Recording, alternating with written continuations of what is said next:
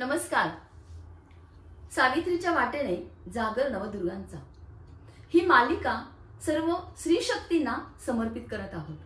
आणि आज अशाच एका स्त्री शक्तीविषयी समाज सुधारणेच्या कार्यामध्ये भाग घेणारी स्त्री, समाजाला एक वेगळं वळण देणारी स्त्री म्हणून ताराबाई शिंदे यांची स्मृती आज आम्ही जागृत करत आहोत. ताराबाई शिंदे या तशा सुख वस्तू कुटुंबात जन्म घेतलेल्या. वडील, भाऊ महात्मा ज्योतिबा फुले यांच्या सत्यशोधक समाजामध्ये कार्य करणारे, त्यामुळे सुधारणावादी विचार घरात होतेच. पण त्यावेळी स्त्रियांनी बाहेर जाऊन शिक्षण घ्यावं असंही वातावरण नव्हतं, किंवा स्त्रियांनी संस्कृत शिकावं, इतर भाषा शिकावी असंही वातावरण नव्हतं.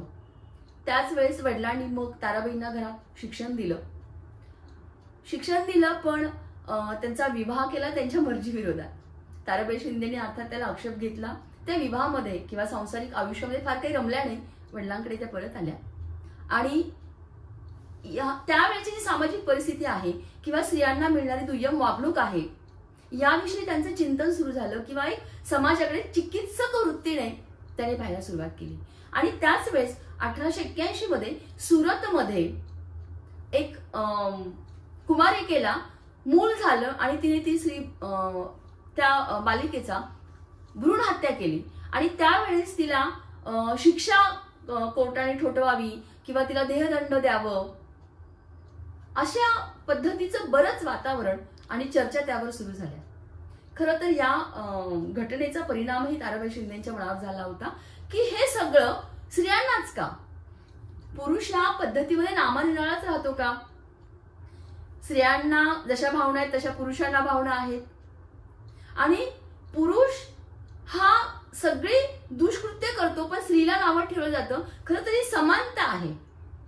आणि याविषयी त्यांनी खूप परखडपणे 1882 मध्ये स्त्री पुरुष तुलना नावाचं पुस्तक लिहिलं. त्याचं इंग्रजीत भाषांतर पण झालेलं आहे. तर अशा या समाजाकडे चिकित्सक दृष्टीने पाहणाऱ्या आपल्या समाजामधले जे काही दोष आहेत हे परखडपणे समाजापुढे आणणाऱ्या ताराबाई शिंदे यांच्याविषयी आज आपण जाणून घेणार आहोत. माझ्यासोबत आहेत ॲडव्होकेट रंजना गवांदे मॅडम, महाराष्ट्र अंधश्रद्धा निर्मूलन समितीच्या महाराष्ट्र राज्याच्या त्या सरचिटणीस आहेत. मॅडम, ताराबाई शिंदे यांनी जे काही स्त्री पुरुष तुलना किंवा त्या समाजाविरोधात जो काही आवाज उठवला होता, त्याविरुद्ध लेखन केलं होतं आणि ज्या पद्धतीने ओरखडे ओढले, ताराबाई शिंदेचं कार्य आजही खरं संपलेलं नाहीये. समाजामध्ये जरी आपण म्हणतो की सुधारणा झालीये, पण ही स्त्री आधुनिक विचारांची आहे, किंवा आधुनिक भारत, आधुनिक महाराष्ट्र यातील एक विचारवंत म्हणून तिच्याकडे आपल्याला पाहावं लागेल. तुम्हाला ती कशी भावते ताराबाई शिंदे? खरं तर ताराबाई शिंदेचं स्त्री पुरुष तुलना म्हणजे छोटीशी खरं तर ती पुस्तिका, हो, एक 52-55 पानांची पुस्तिका आहे. परंतु ती पुस्तिका वाचल्यानंतर माणूस भारावून जातं, थरारतं आणि खूप मागच्या त्या काळात जाऊन विचार करायला लागतं की आजही इतकं स्पष्ट बोलणं, स्पष्ट विचार समाजामध्ये पेरणं, बोलणं शक्य नसलेले विचार, म्हणजे ज्या 1850चा ताराबाईंचा जन्म आणि त्याच्यानंतर 1882 मध्ये त्यांनी स्त्री पुरुष तुलना लिहिलं, आणि म्हणजे आता जवळपास 150 वर्ष होत येतील त्या गोष्टीला. आणि त्या काळात ह्या बाई इतक्या परखडपणे बोलणं, परखडपणे लिहिणं हे खरोखरच खूप अद्भुत हे सगळं वाटतं. आणि त्यांचं जे मग विचारधारा आहे, त्यांचं बालपण आहे, त्यांचं संपूर्ण आयुष्य पण उलगडून पाहण्याची इच्छा आपोआप निर्माण होते स्त्री पुरुष तुलना वाचल्यानंतर.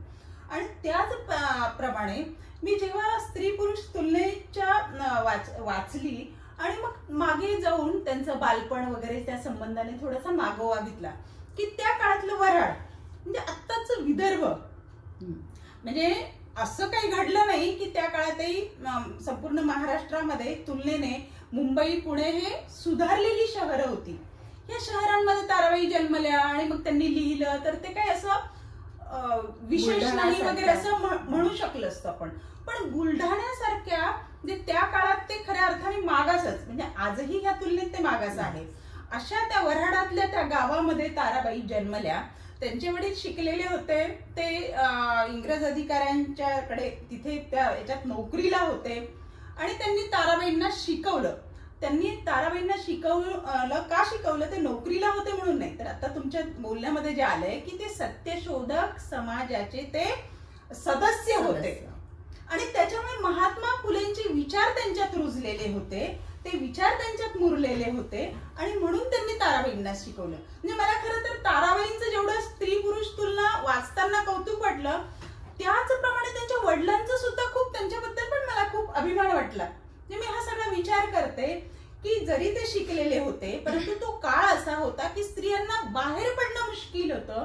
अशा काळामध्ये त्यांनी मुलीला शिकवलं, पदवीधर केलं. संस्कृत मधल्या पदवीधर होत्या त्या, आणि पदवीधरच नाही केलं तर ह्या ताराबाईंना संस्कृत, मराठी आणि इंग्रजीच्या व्यतिरिक्त 6 भाषा येत होत्या.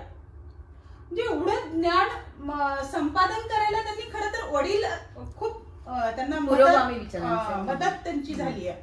आणि त्याच्याही पुढे जाऊन म्हणजे त्यांनी समाजातल्या स्त्रियांची जी ससे होलपट, सासरी जाणाऱ्या स्त्रिया, त्यांची तिथे होणारी हेळसांड, हे सगळं त्यांनी बघितलं होतं. आणि मॅडम, त्या काळामध्ये ताराबाईंच्या वडिलांनी त्यांच्यासाठी असा निर्णय घेतला की मी घर जावई आणेल, आणि त्यांचं लग्न त्यांनी अशा पुरुषाशी केलं की तो घर जावई म्हणून बुलढाण्याला आला. अशा पुरुषाशी त्यांनी लग्न करून दिलं. म्हणजे ह्या केवढा तो विचार, त्यांच्या वडिलांचे सुद्धा विचार खूप प्रखर आणि आधुनिक पुरोगामी विचाराचे ते होते. आणि अशा वातावरणात वाढलेल्या ताराबाई ह्या तर खूपच बंडखोर होत्या.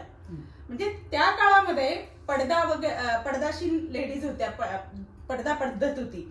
आणि अशा काळात म्हणजे त्यांच्या वडिलांनीही ते मान्य करणं, म्हणजे आज आपण म्हणू शकतो की एखादी स्त्री आधुनिक वेशभूषा करते तर तिच्या वडिलांचे आपण काय आभार मानणार नाही, नवऱ्याचे आभार मानणार नाही, काय त्यांचे काही उपकार नाही, तिचे स्वतंत्र विचार.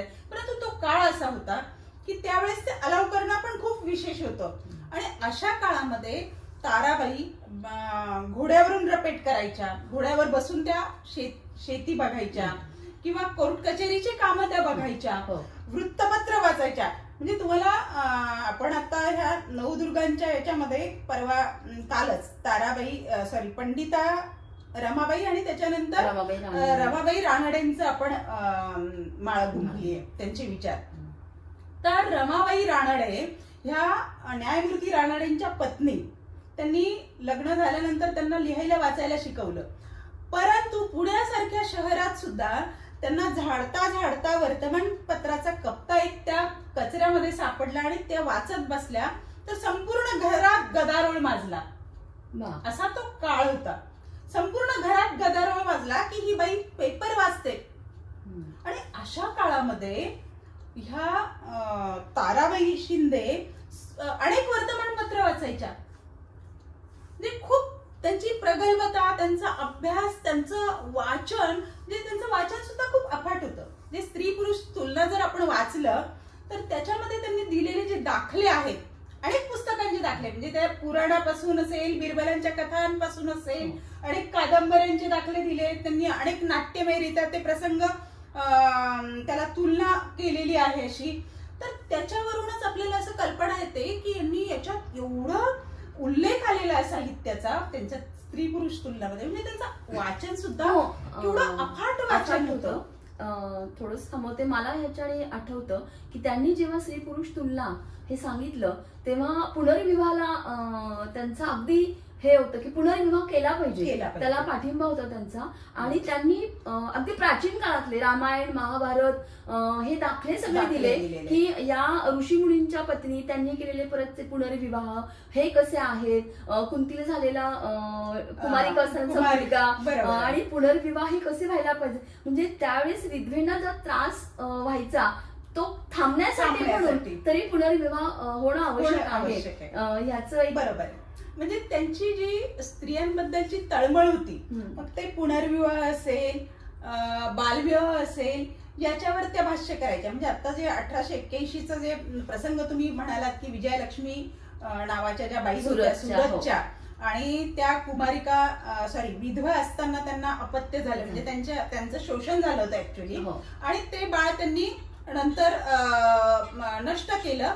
तर त्या बाळाचं नष्ट केल्यामुळे त्यांच्या विरोधात केस झाली, आणि केस झाल्याच्या मुळे म्हणजे त्यांना जी शिक्षा झाली, फाशीची शिक्षा झाली. नंतर इतर काही संघटनांनी आवाज उठवला, म्हणून मग अपिलामध्ये त्यांना जन्मठेपेची शिक्षा झाली, आणि त्याच्यानंतर त्यांना ती कमी करून शिक्षा 5 वर्षाची सक्त मजुरीची शिक्षा झाली. असं ते सगळं एकंदर झालेलं आहे. तर असं असताना म्हणजे त्या म्हणजे आधीच स्त्रियांबद्दलचे होणारे अन्याय, म्हणजे पुनर्विवाहाला बंदी असेल किंवा बालविवाह असेल किंवा इतर होणारं जे शोषण, याच्यासाठी त्या पेटून उठलेल्या होत्या. मनात अशी धुसफूस त्यांच्या चालू होती, खदखद होती. आणि ह्या 1881 मध्ये घडलेल्या ह्या प्रसंगाच्या मुळे ते त्यांना लिहायला प्रवृत्त झाल्या खऱ्या अर्थाने, त्या की नाही आपण आता हे लिहिलंच पाहिजे. आणि त्याच्यानंतर मग त्यांनी 1882 मध्ये हा स्त्री पुरुष तुलना लिहिलाय. आणि हे जे द्रौपदी असेल किंवा कुंती असेल, यांच्या आता जो आपण बोललो, तर त्यांनी अगदी परखडपणे सगळा समाचार घेतलेला आहे. मग देवादिक असेल, बुवा बाबा असतील, पुराणातल्या कोणी स्त्रिया असतील, म्हणजे कुंती, द्रौपदी यांच्याबद्दल त्या परखडपणे विचारतात की ह्या 5 स्त्रियांना पतिव्रतांमध्ये अग्रगण्य म्हणून मानलं जातं. तर त्यातली एक द्रौपदी एक आहे. तर द्रौपदीला म्हणजे 5 पती असताना, म्हणजे मी तर खूप सोबर शब्दात बोलते, त्यांचे शब्द आणखी खूप परखड आहेत, कठोर आहे. 5 पती असताना त्या कर्णाच्या बद्दल सतत विचार करत होत्या की कर्ण मला पती म्हणून लाभला असता तर बरं, तरी त्या पतिव्रता. किंवा सत्यवती असेल, कुंती असेल, कुमारी असताना त्यांना पुत्र झाले तरी त्या पतिव्रता. असे प्रश्न त्यांनी त्या स्त्री पुरुष तुलनेमध्ये विचारलेले आहेत.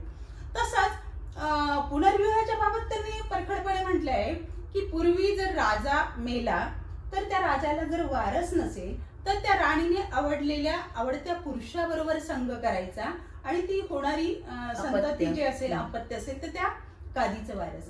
मग तुम्ही जर असं न करता पुनर्विवाहाला जर परवानगी दिली तर जास्त चांगल्या पद्धतीने हे सगळं पुढे जाईल आणि योग्य ते चॅनलने जाईल, असं त्यांचं म्हणणं होतं. आणि त्यांनी खरं हे एक सांगितलं की जेव्हा स्त्री विधवा होते आणि तिला विद्रूप केलं जातं, केस काढणं किंवा तिला रंगीत कपडे घालायला परवानगी नाहीये, पांढरे कपडे किंवा त्यावेळेस लाल कलरचे कपडे वगैरे हेच तिने साडी किंवा ते परिधान करायचं. तर त्यांनी असं मला खरं हे वाटलं की त्यावेळेस म्हणजे 18व्या शतकातले ते विचार मांडणं किंवा 19व्या शतकाची सुरुवात ती कुठेतरी होती. आणि मग पुरुष असं करतो का, त्याची पत्नी मेल्यावर दाढी वाढवून आणि काहीतरी कपाळाला किंवा गालाला तोंडाला काळं फासून तो काही जंगलात गेलाय, असं कुठे होतं? मग हे स्त्रियांनाच का? म्हणजे परमेश्वराने जर तो निर्मिक आहे तो दोघांना सारखं बनवलंय ना, मग ही तुलना कशासाठी? म्हणजे हे आता मॅडम आता भाषणात बोलणं हे खूप सोपं आहे, पण त्या काळी ते मांडणं खूप कठीण आहे. मॅडम आता आपण दोघी खरं तर अंधश्रद्धा निर्मूलन समितीचं काम करणारे आहोत, आणि हे काम करताना असे जर दाखले आजही स्टेजवरून दिले तर लोक प्रक्षुब्ध होतात, आमच्या धर्मभावना दुखवल्यात वगैरे वगैरे वगैरे, हे मान्य करत नाही. आणि त्या काळात हे बोलणं आणि लिहिणं हे खूपच अवघड काम होतं.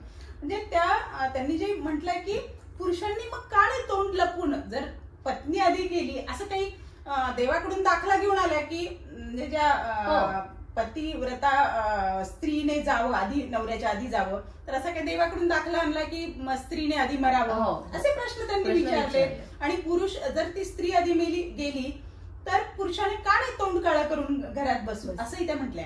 आणि सगळ्यात महत्वाचं म्हणजे आजही कामवासनेच्या संबंधाने आपण उघडपणे बोलू शकत नाही, परंतु त्या काळामध्ये चर्चा तर राहू द्या, बोलणं राहू द्या, तोंडातून कामवासना हा शब्द सुद्धा काढणं कठीण असताना त्यांनी स्त्रियांच्या कामवासने संबंधाने स्त्री पुरुष तुलनेमध्ये म्हणजे लैंगिक शिक्षणाची गरज तेव्हा त्यांना जाणवत होती. त्यांनी असं लिहिलंय की स्त्रियांना सुद्धा कामवासना असते, पुरुषांइतकीच असते, आणि तिचं जर दमन झालं तर त्याला काहीतरी वेगळ्या वाटा फुटतात आणि चुकीचा त्यातून काहीतरी घडतं, असं त्यांनी स्त्री पुरुष तुलनेमध्ये लिहिलंय. म्हणजे इतकं परखडपणे लिहिणाऱ्या, सत्य लिहिणाऱ्या ह्या महान विदुषी होत्या आणि खरोखर आपल्यासाठी त्यांनी असं लिहिणं आणि ते खेदाची बाब म्हणजे ते जे वाङ्मय आहे ते अनेक काळ लुप्त झालेलं होतं असं म्हणावं लागेल. म्हणजे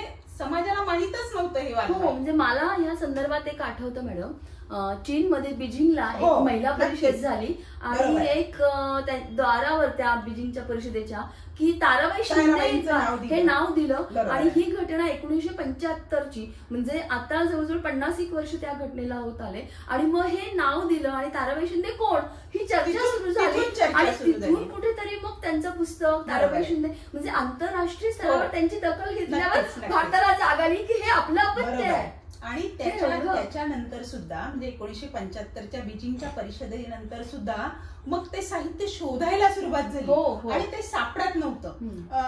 मालशे म्हणून जे साहित्यिक आहेत म्हणजे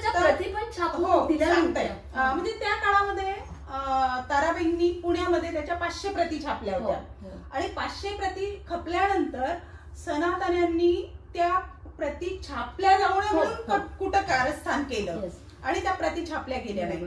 परंतु जेव्हा 75 नंतर त्याचा शोध सुरू झाला आणि ते काही सापडेना आणि मग असं सापडत नाही ते साहित्य, कुठेच त्याचा संबंध नाही आणि त्याच्यानंतर मग त्याचा शोध असा लागला की सत्यशोधक संबंधाने जो समग्र ग्रंथ आहे त्याच्यात उल्लेख आढळला त्याचा आणि तो उल्लेख आढळल्यानंतर मालशेंनी पुण्यामध्ये एक जुनं साहित्य विकणाऱ्याकडे या संबंधाने शोध घेतला आणि मग त्याची एक प्रत मिळाली आणि त्याच्यानंतर मला पुढच्या प्रती मिळाल्या.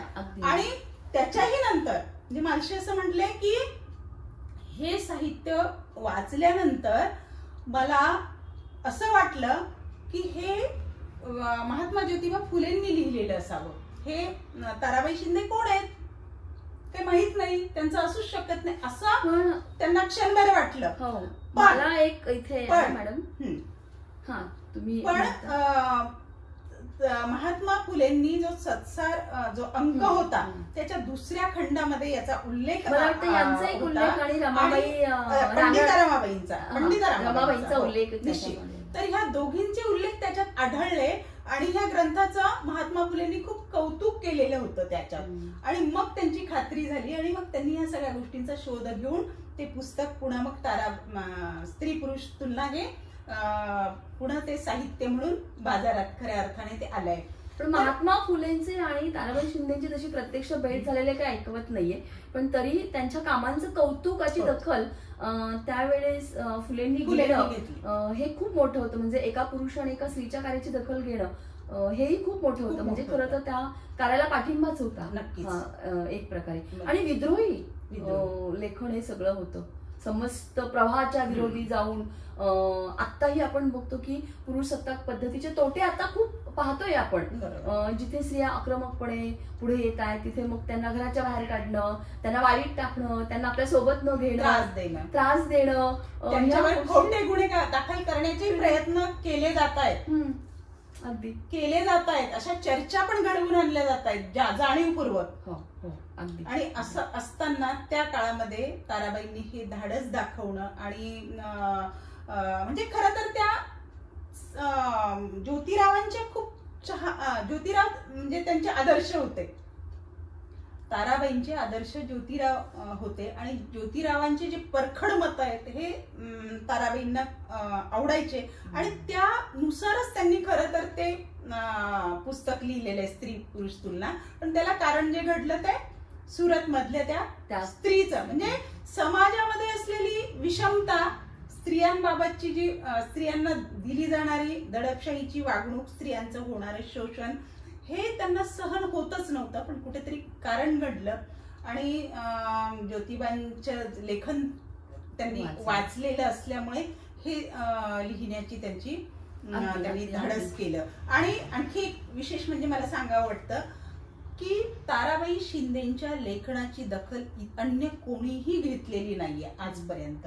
ते मृणालिनी जोगळेकरांच्या पुस्तकात त्यांनी म्हटलंय की एवढा हा समाज जातीवादी आहे का, की ताराबाई शिंदेसारखे आहे का, मराठा समाजात केवळ जन्मली म्हणून त्यांचा उल्लेख नाही. फक्त ज्योतिबांनीच त्यांचा उल्लेख करावा. आणि विशेष म्हणजे ज्योतिबांच्या सोबत काम करणारे सत्यशोधक समाजातले भालेकर नावाचे जे गृहस्थ होते त्यांनी सुद्धा या लेखनाला विरोध केला होता, टीका केली होती. त्याचं कारण नंतर असं समजलं की भालेकरांचा दुसरा विवाह होता आणि मग त्यांना असं कुठेतरी वाटायचं की ते कदाचित अप्लाय होत असेल तर मला लिहिलंय की काय, माझ्याबद्दल लिहिलंय, वैयक्तिक घेतलं, असं ते सगळं झालेलं आहे. पण ताराबाईंना जे लिखाण आज म्हणजे एक मैलाचा दगड आहे, स्त्री साहित्यातला खूप मोठं काम करून ठेवलं ताराबाईंनी, पण त्याची पाहिजे तेवढी दखल समाजाने घेतली नाही. त्यांच्या वाट्याला ते कौतुक जे होतं ते आलं नाही. परंतु ते सगळं वाचताना ताराबाईंची छबी डोळ्यासमोर येते की ठेंगणी, हुटकी, डोळ्याला जाडविंगाचा चष्मा, त्या काळात जाडविंगाचा चष्मा, कारण त्याचं वाचन अफाट होतं, ह्या विदुषीचं वाचन अफाट होतं.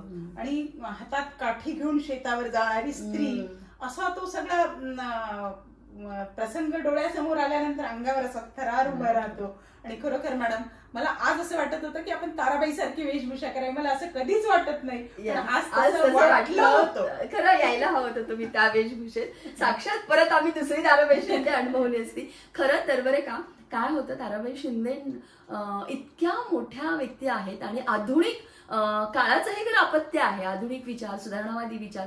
पण एक अभ्यासक्रमामध्ये कुठेतरी मराठी साहित्यामध्ये म्हणा किंवा राज्यशास्त्र विषयामध्ये म्हणा एक आधुनिक विचारवंत म्हणून त्यांचा उल्लेख कुठेतरी होतो. आणि त्या 15 मार्क 50 मार्क किंवा 1 युनिट एवढ्याच मर्यादित राहत आहेत. आणि त्याच्या पलीकडे खरं त्यांची दखल घेणं हे फार गरजेचं आहे. म्हणजे अजूनही ती काळाची गरज आहे. आणि खरं तर मला वाटतं सगळ्या समस्त स्त्रियांनी या शारदीय महोत्सवानिमित्त हे बाकीचे व्रतवैकल्यांपेक्षा ह्या पुस्तकाचं पारायण करायला हवं आणि आपलं अस्तित्व कुठे आहे, आपण कुठे आहोत हे जाणून घ्यायला हवं. अर्थात हे अजिबात नाहीये की ते सगळं पाहून आपली कुटुंब व्यवस्था विस्कळीत होईल किंवा नाही, पण अस्तित्वाची जाणीव त्यातनं येईल आणि त्यातनं काहीतरी एक कृतिशीलता होईल आणि समाजही ह्या सगळ्यांची निश्चितपणे दखल घेऊ शकेल. काही प्रमाणात आहे, पण जास्त मोठ्या प्रमाणात होण्याची गरज आहे. मॅडम, आपण आज ह्या ताराबाई शिंदे यांच्यावरती, यांच्या विचारांवरती किंवा ह्या व्यक्तिमत्वावरती एक प्रकाश टाकला आणि त्यांना आपण एक कृतज्ञतेची माळ आज अर्पण केलेली आहे. मी आभार व्यक्त करते की आपण याविषयी अगदी भरभरून बोललात. धन्यवाद.